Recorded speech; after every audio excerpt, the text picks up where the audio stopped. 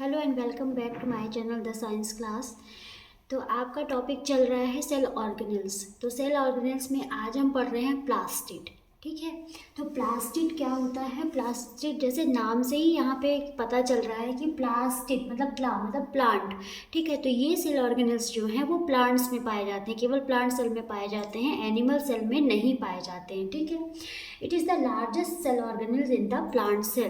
Plant cell में पाया जाने वाला एक लार्जेस्ट सेल ऑर्गेनेल्स है। जैसे एक प्लांट सेल हमने बनाया और प्लांट सेल में आपको पता है कि वैक्यूल, बहुत बड़ी वैक्यूल पाई जाती है, जिससे न्यूक्लियस जो होता है वो साइड में चला जाता है। तो ये हमारी वैक्यूल हो गई और ये क्या हो गया? न्यूक्लियस। और ये जो है ये क्या है? प्लास्टिड्स हैं। ठीक है। इन्हीं प्लास्टिड की वजह से जो प्लांट्स होते हैं उनमें कलर्स होते हैं। जैसे क्या हो गया? क्रोमोप्लास्ट। Chromoplast chromoplast. तो ये क्या कहलाए? क्रोमोप्लास्ट कहलाए। क्रोमोप्लास्ट। क्रोमोप्लास्ट में क्या क्या आ गया? ज़ैंथोफिल आ गया। ज़ैंथोफिल, क्लोरोफिल, कैरोटिनॉइड, ये सारे क्या होते हैं? पिगमेंट्स होते हैं। ठीक है।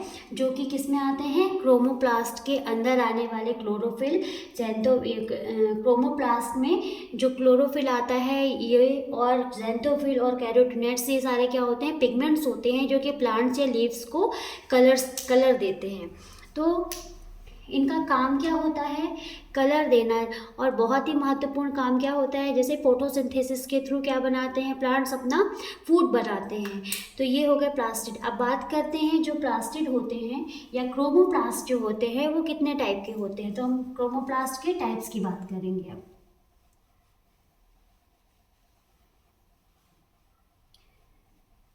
अच्छा, यहाँ पे जो क्रोमो है, क्रोमोप्लास्ट, तो क्रोमो का मीन्स ही क्या होता है? कलर, है ना। केमिस्ट्री में भी आप पढ़ेंगे क्रोमेटोग्राफी। तो क्रोमा का कलर, क्रोमा का मतलब क्या हुआ? कलर से।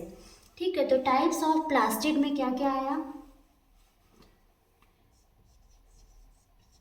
टाइप्स ऑफ प्लास्टिड, फर्स्ट है क्लोरोप्लास्ट।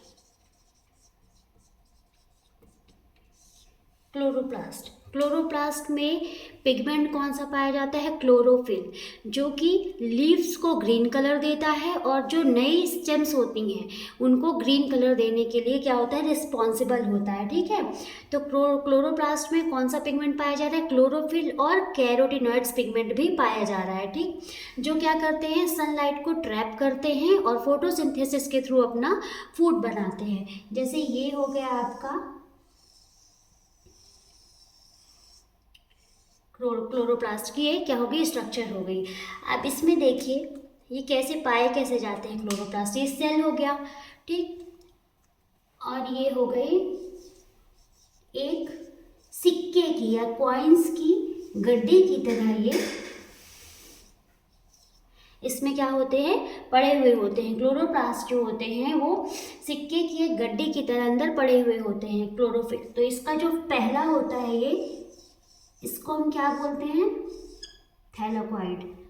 सॉरी, इसको बोलते हैं ग्रेना। ये कहलाता है ग्रेना। और ये पूरी संरचना को क्या बोलते हैं? थैलाकॉइड। थैलाकॉइड।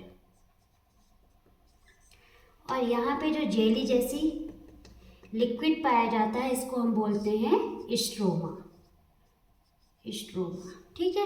तो ये स्ट्रक्चर हो गया किसका? क्लोरोप्लास्ट का ये स्ट्रक्चर हो गया। अब इसी में क्या पाए जाएंगे? पिगमेंट्स कौन कौन से? क्लोरोफिल और कैरोटिनॉइड्स इसमें पिगमेंट्स पाए जाते हैं।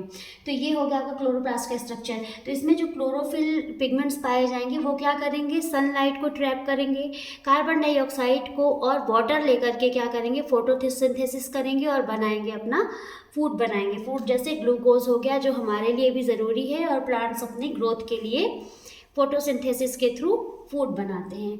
अब नेक्स्ट है chromoplast.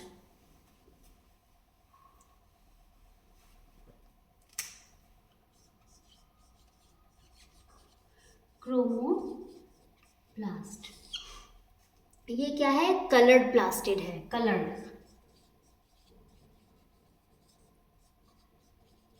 Plastid. Coloured plastid means ये येलो या रेड कलर का होता है, येलो और रेड कलर का। क्रोमोप्लास्ट, क्रोमो मीन्स कलर और प्लास्ट, क्रोमोप्लास्ट जो होता है वो कलर्ड प्लास्टिड है जो कि येलो और रेड कलर का होता है। और इसमें कौन कौन से पिगमेंट पाए जाते हैं? कैरोटीन और ज़ैंथोफिल्स। जैसे जो टमाटर होता है वो ग्रीन जब होता है, ग्रीन होता है तो कैरोटीन पिगमेंट है या क्लोरोफिल पिगमेंट उसमें पाया जा रहा है, और ज़ैंथोफिल के कारण वो रेड कलर का होता है। ठीक है, कैरोटीन पिगमेंट्स की वजह से वो रेड कलर का हो गया। तो ये क्या हो गया? क्रोमोप्लास्ट जो कि कलर्स देते हैं। फिर है नेक्स्ट ल्यूकोप्लास्ट।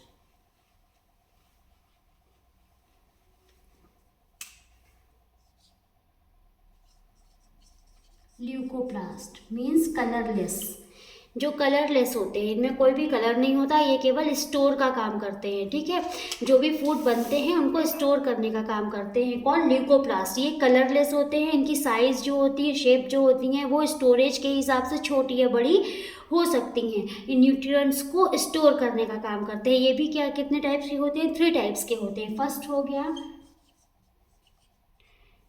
एमाइलोप्लास्ट।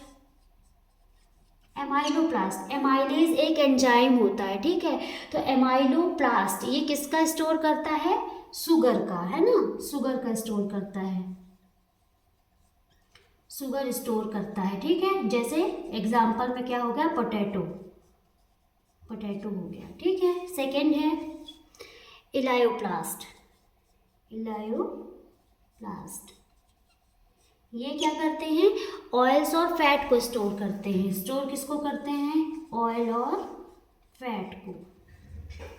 थर्ड है एल्यूरोप्लास्ट। एल्यूरोप्लास्ट इनका क्या काम होता है? प्रोटीन को स्टोर करना,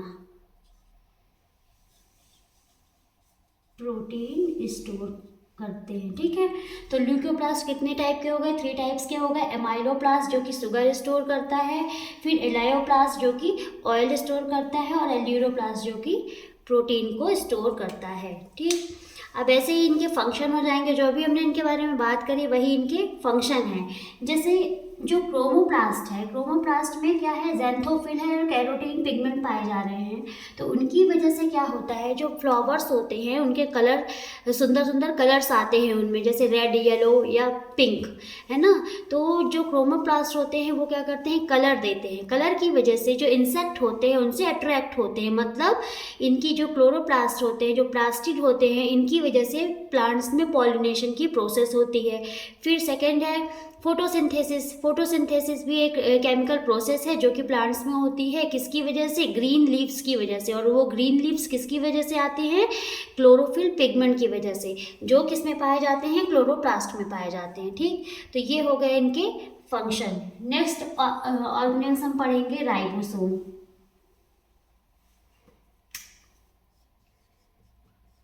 राइबोसोम इसकी डिस्कवरी हुई थी, खोज हुई थी 1953 में। अभी रिसेंट का ही है।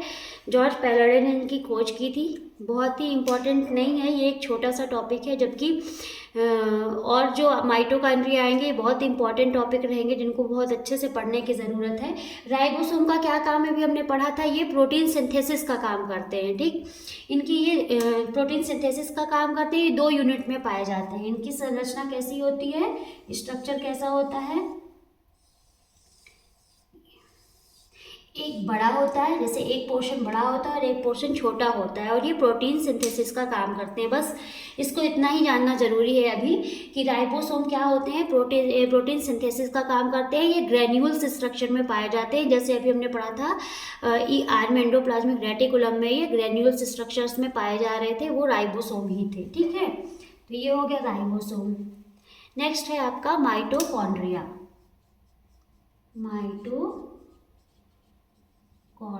माइटोकॉन्ड्रिया और क्लोरोप्लास्ट जो होते हैं, इनमें इनका खुद का डीएनए पाया जाता है। इनका खुद का डीएनए होता है। ठीक है, माइटोकॉन्ड्रिया और क्लोरोप्लास्ट में। ठीक है, तो अब बात करते हैं माइटोकॉन्ड्रिया। तो माइटोकॉन्ड्रिया क्या होता है? Power house of the cell. मतलब किसी भी सेल का क्या होता है, पावर हाउस इसको बोला जाता है, ठीक है। और इसका स्ट्रक्चर कैसा होता है, रॉड लाइक या सॉसेज शेप में ये पाया जाता है। जैसे ये हो गया इसका स्ट्रक्चर, और इसके अंदर की जो मेम्ब्रेन होती है वो ऐसे फोल्ड रहती है, ये फोल्ड फॉर्म में पाई जाती है। और ये जो फोल्डेड भाग है ये क्या कहलाता है, क्रिस्टी, ये क्रिस्टी कहलाता है, ठीक है। और यहीं पे क्या होते हैं, एटीपी का फॉर्मेशन या एनर्जी फॉर्मेशन होता है इसमें, माइटोकॉन्ड्रिया में। तो इसको ना थोड़ा सा डिटेल में पढ़ते हैं। जो एरोबिक रिस्पायरेशन होता है, aerobic respiration, aerobic respiration, aerobic respiration अब क्या होता है, जैसे हम सांस लेते हैं तो ऑक्सीजन क्या कर रहे हैं, ले रहे हैं। और जो ग्लूकोज या जो अपन खाना खाते हैं उससे हमारी बॉडी में क्या बनता है, ग्लूकोज बनता है, ठीक है। तो जो सांस लिए और जो बॉडी में ग्लूकोज बना, उसके बाद कार्बन डाइऑक्साइड क्या कर रहे हैं, हम रिलीज कर रहे हैं। तो एक केमिकल प्रोसेस हमारी बॉडी में हो रही है, ठीक है। तो ये जो देखिए अभी, तो ये क्या हो रहा है, ये एरोबिक रिस्पायरेशन हो रहा है। अब जो हमारा ये ग्लूकोज बनता है, ग्लूकोज बनता है ऑक्सीजन लेने से, जैसे हमने ऑक्सीजन ली और क्या बनाया, ग्लूकोज बनाया। तो ये सेल के अंदर प्रोसेस हो रही है। तो ग्लूकोज का क्या फॉर्मूला है, C6H12O6। सेल के अंदर ग्लूकोज क्या हो रहे हैं, ग्लूकोज का क्या हो रहा है, कुछ एंजाइम्स की मदद से ग्लूकोज क्या हो रहे हैं, ब्रेक डाउन हो रहे हैं। और ये ब्रेक होने के बाद इनको और सिंपल फॉर्म में ब्रेक करना है। तो ये यही जो मॉलिक्यूल्स हैं जो सिंपल फॉर्म में ब्रेक डाउन हो रहे हैं, ये माइटोकॉन्ड्रिया के अंदर प्रोसेस होती है। ये और सिंपल फॉर्म में ब्रेक होकर के क्या देते हैं, एनर्जी, एटीपी का फॉर्मेशन करते हैं। तो माइटोकॉन्ड्रिया में ग्लूकोज जो होता है कुछ एंजाइम्स की मदद से लास्ट प्रोडक्ट के रूप में पायरुविक एसिड, और उससे पहले क्या बनाता है, एटीपी, एनर्जी जनरेट करता है। ये एटीपी क्या है, एडिनोसिन ट्राइफॉस्फेट, जो कि आपको 11th क्लास में इसको डिटेल में पढ़ने के लिए मिलेगा। ये एडिनोसिन ट्राइफॉस्फेट एक एनर्जी करेंसी है, ठीक है, एनर्जी करेंसी जिसका यूज़ करके कोई भी सेल अपना काम करती है। मतलब किसी भी सेल को एनर्जी की ज़रूरत होगी अपना काम पूरा करने के लिए, अपना फंक्शन को कंप्लीट करने के लिए एनर्जी की ज़रूरत होगी, तो वो एनर्जी करेंसी यूज करेगा एटीपी के फॉर्म में। जब उसको ये यूज़ करेगा तो वो प्रोसेस क्या होगी, किसी भी सेल की प्रोसेस क्या होगी, कंप्लीट हो जाएगी। जैसे बात करते हैं सोडियम आयन और पोटेशियम आयन का, सेल के अंदर क्या होता है, एक्सचेंज होता रहता है, आना जाना लगा रहता है, ट्रांसपोर्ट होता रहता है, जो कि बहुत ज़रूरी होता है। अभी हमने पहले जो पढ़ा था नर्व सिस्टम, ये नर्व सिस्टम जब आगे पढ़ेंगे तो सोडियम आयन और पोटेशियम आयन का अपन ट्रांसपोर्टेशन पढ़ेंगे। तो ये समझिए कोई सेल है जिसके अंदर का कंसंट्रेशन क्या है, हाई है, हाई कंसंट्रेशन है, और यहाँ पे लो कंसंट्रेशन है। अब आपको सोडियम आयन को लो कंसंट्रेशन से हाई कंसंट्रेशन में जाना है। तो लो कंसंट्रेशन से हाई कंसंट्रेशन में जाने के लिए उसको एनर्जी की ज़रूरत पड़ेगी, क्योंकि लो से हाई में जा रहा है। हाई से लो में जाने में तो ईजिली चला जाएगा, लेकिन लो से हाई में जाने के लिए किसकी ज़रूरत पड़ेगी, एनर्जी की ज़रूरत पड़ेगी। एनर्जी की ज़रूरत के लिए वो क्या यूज़ करेगा, एनर्जी करेंसी मीन्स एटीपी को यूज़ करेगा। एडिनोसिन, ये हो गया एडिनोसिन, और ये होगा एक फॉस्फेट, ये दूसरा फॉस्फेट, और ये तीसरा फॉस्फेट। ट्राइफॉस्फेट मतलब 3 फॉस्फेट हो गए, 3 फॉस्फेट हो गए। जब एक फॉस्फेट एडेड है तो हम उसको बोलेंगे एडिनोसिन मोनोफॉस्फेट, जब 2 होगा तो उसको बोलेंगे एडिनोसिन डाइफॉस्फेट, जब 3 होगा तो उसको हम बोलेंगे एडिनोसिन ट्राइफॉस्फेट। तो ये क्या करेगा, ये जो बॉन्ड होते हैं ना, ये इनमें एनर्जी होती है, इन बॉन्ड्स में क्या होती है, एनर्जी होती है। यही बॉन्ड जब ब्रेक होते हैं तो ये एनर्जी कहाँ होती है, ये यूज़ होती है। तो सोडियम आयन सेल के अंदर जाने के लिए एटीपी यूज़ करेगा, जिसमें वो एक बॉन्ड क्या होगा, उसका ब्रेक होगा। एक बॉन्ड ब्रेक होने से वो एनर्जी इसको मिलेगी। फिर अभी उसको और ज़्यादा एनर्जी की ज़रूरत है तो वो क्या करेगा, दूसरा बॉन्ड ब्रेक करेगा, और उस एनर्जी को यूज़ करके सोडियम आयन क्या होगा, अंदर चला जाएगा। तो ये सब काम किसका होता है, माइटोकॉन्ड्रिया का। ये जो प्रोसेस सेल में प्रोसेस कंप्लीट हो रही हैं किसके थ्रू, एनर्जी के थ्रू। तो वो एनर्जी बन कहाँ रही है, वो कहाँ बन रही है, माइटोकॉन्ड्रिया में बन रही है। माइटोकॉन्ड्रिया उस प्रोसेस को कंप्लीट करती है, मीन्स पावर जनरेट करने का काम कौन कर रहा है, माइटोकॉन्ड्रिया कर रही है। ठीक है, बस हो गया, इसका यही फंक्शन भी यही होगा। कि माइटोकॉन्ड्रिया का फंक्शन क्या होता है, ये भी आपके टेक्स्ट में क्या है। They occur in the cell of aerobic organism like plants and animals with the exception of mammalian RBCs. RBCs में ये नहीं पाए जाते, ठीक है। सेकेंड है the shape is rod like और सॉसेज शेप, जो कि अभी मैंने आपको बता दिया है। Inner membrane of each mitochondria is thrown into folds called cristae, ये भी मैंने भी आपको बता दिया है। They perform oxidation, they consume oxygen and liberate carbon dioxide, ठीक है। ये आपका हो गया माइटोकॉन्ड्रिया कंप्लीट।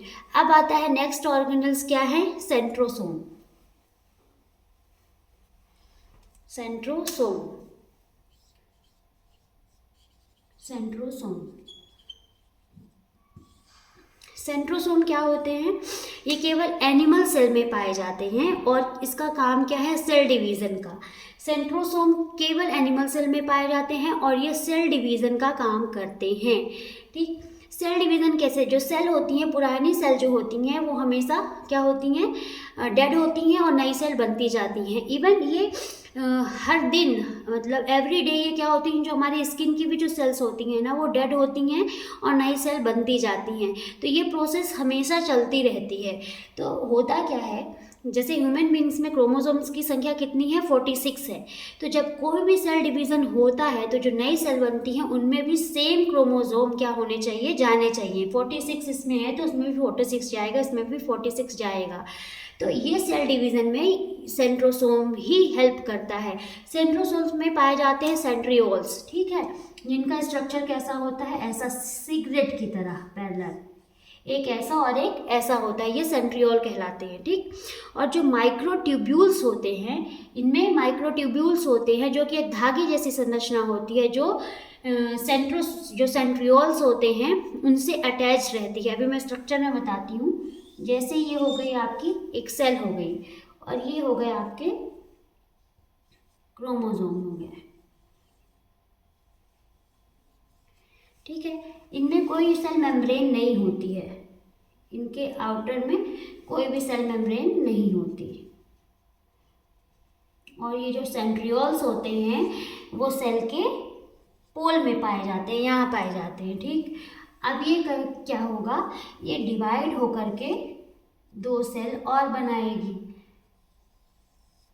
दो सेल और बना रही है, ठीक है। अब इसमें क्रोमोसोम कितने हैं, 46 हैं। तो इनमें भी 46 जाने चाहिए, इनमें भी 46 जाने चाहिए। तो ये जो सेंट्रियोल्स होते हैं जो कि यहाँ पे सेल के पोल में होते हैं, ये क्या करते हैं, माइक्रोट्यूब्यूल्स, एक धागे जैसी संरचना इससे अटैच करते हैं, ठीक है। ये धागे जैसी संरचना क्या कहलाती है, माइक्रोट्यूब्यूल्स, ये माइक्रोट्यूब्यूल्स कहलाते हैं। इन माइक्रोट्यूब्यूल्स के थ्रू ये जो क्रोमोसोम है, ये क्या करते हैं, इनको माइक्रोट्यूब्यूल्स खींचते हैं। ये ऊपर की ओर खींचेगा और वो नीचे की ओर खींचेंगे और इस तरह से पुल करते हैं जब ये, तो ये बराबर भागों में क्या होते हैं, डिवाइड हो जाते हैं। और बराबर भागों में जब डिवाइड हो जाते हैं तो सेल में डिवीज़न होता है विथ न्यूक्लियस, और ये दो से नई सेल्स का जब जनरेशन होता है तो यही क्रोमोसोम उनमें सेंट्रोसोम के थ्रू, सेंट्रियोल्स के थ्रू क्या होते हैं, ट्रांसफ़र हो जाते हैं, ठीक है। तो हम कह सकते हैं कि जो सेंट्रोसोम होता है वो सेल डिवीज़न का काम करता है। बस आपको इतना जानना ज़रूरी है और डिटेल में आप रीड करिएगा टेक्स्ट बुक को, अपनी चीज़ें और क्लियर हो जाएंगी, ठीक। तो ये हो गई बातें सेल ऑर्गेनल्स की। आपके सेल ऑर्गेनल्स यहीं पे क्या होते हैं, कंप्लीट होते हैं। सेल ऑर्गेनल्स कंप्लीट हो गए हैं। एक लास्ट मेन इम्पॉर्टेंट टॉपिक है जो कि एग्जाम में पूछा जाता है, difference between plant cells and animal cells. तो हमने भी पढ़ा है प्लांट सेल्स के बारे में, plant cell and animal cell, animal cell. तो बात करते हैं सेल वॉल की। Cell wall, cell wall, animal cell में सेल वॉल नहीं पाई जाती, प्लांट सेल में सेल वॉल पाई जाती है। उसका रीज़न आप लोगों को पता है। सेल वॉल क्या करती हैं, किसी भी प्लांट सेल को टर्जिडिटी देती हैं। जो सेल वॉल होती हैं वो डेड होती हैं नेचर में और फुल्ली परमेबल होती हैं और सेलुलोज की बनी हुई होती हैं। फिर दूसरा है सेल मेम्ब्रेन, सेल मेम्ब्रेन दोनों में पाई जाती हैं, ठीक है। थर्ड है वैक्यूल। अब वैक्यूल बताइए, प्लांट सेल में क्या पाई जाती है, बड़ी वैक्यूल पाई जाती है, 1 और 2 इन नंबर, 1 और 2 इन नंबर एंड 50 to 95% पार्ट क्या होता है, वो वैक्यूल का बना हुआ होता है। जबकि एनिमल सेल में क्या होती हैं, बहुत छोटी छोटी पाई जाती है, small in size and large in number, small in size and large in number. Okay, ये हो गई वैक्यूल की बात। फिर प्लास्टिड क्या होते हैं, प्लांट सेल में प्लास्टिड पाए जाते हैं, एनिमल सेल्स में प्लास्टिड क्या होते हैं, एब्सेंट होते हैं। प्लांट सेल में plastid present and animal cell में एब्सेंट। अब बात करते हैं सेंट्रोसोम की, जो भी हमने पढ़ी थी, सेंट्रोसोम, इसमें एब्सेंट है और इसमें क्या है, प्रेजेंट है। ठीक है, तो ये हो गया डिफरेंस एलिमेंट सेल और प्लांट सेल्स में। ये बहुत ही इंपॉर्टेंट है, एनिमल सेल और प्लांट सेल में डिफरेंट, जिसको अच्छे से पढ़ लीजिएगा एग्जाम के पॉइंट ऑफ व्यू से भी ये बहुत इंपॉर्टेंट है। तो ये हो गए आपके सेल ऑर्गेनल्स, और यहीं से आपकी 5th यूनिट जो होती है वो कंप्लीट होती है। तो आप इसको ध्यान से पढ़िए, और अगर आपको मेरा ये चैनल पसंद आता है तो चैनल को लाइक करें, सब्सक्राइब करें और ज़रूरतमंदों को शेयर करना ना भूलें। Thank you.